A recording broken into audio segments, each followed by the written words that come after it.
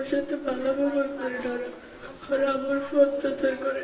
তারপরে আমি পাক্কা নিতে চাইছি 10-12 দিন, রাও অত্যাচারে আমি সৌদিতে প্রতি রাতে নির্যাতনের শিকার হচ্ছেন তরুণী, জানিয়েছেন দেশে ফেরার আকুতি। দর্শক, এই বিষয়ে বিস্তারিত জানাবো আজকের ভিডিওতে। বিস্তারিত জানতে ভিডিওটি না টেনে সম্পন্ন দেখুন। সৌদি আরবে মালিক ও তার পরিবারের সদস্যদের নির্যাতনের শিকার হচ্ছেন হবিগঞ্জের এক তরুণী। তাই দেশে ফিরতে ভিডিও কলে পরিবারের সদস্যদের প্রতি আকুতি জানিয়েছেন তিনি। এর মধ্যে কান্নাজড়িত কণ্ঠে ওই তরুণী দেশে ফেরার আকুতি সামাজিক যোগাযোগ মাধ্যমে ইতিমধ্যে ভাইরাল হয়েছে। নির্যাতনের শিকার তরুণী শিল্পী আক্তার জেলার চুনারঘাট উপজেলার আহমাবাদ ইউনিয়নের তেইগাঁও গ্রামের আব্দুল মজিদের মেয়ে। ভাইরাল হওয়া সে ভিডিওতে দেখা যায় ওই তরুণী কান্নার জড়িত কণ্ঠে মায়ের কাছে বলেছেন, তোমরা আমাকে নিয়ে যাও, আমি তোমাদের কাছে জীবন ভিক্ষা চাইছি, আমাকে দেশে ফেরাইয়া নাও।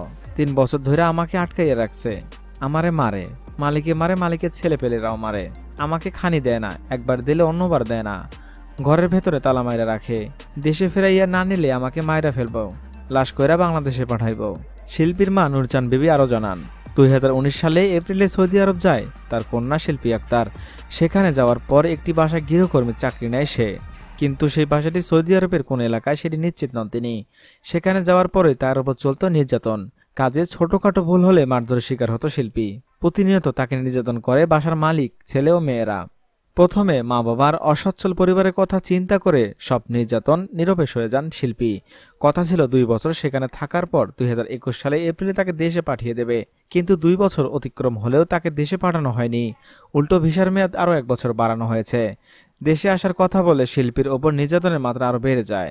শারীরিক ও মানসিক নির্যাতনে বর্তমানে শিল্পী অসুস্থ হয়ে পড়েছেন। মা বাবার সঙ্গে মোবাইল ফোনেও কথা বলতে চাইলে কথা বলতে দেওয়া হয় না তাকে। দর্শক, মেয়ে মানুষ হয়ে দেশের বাইরে না যাওয়াই উচিত।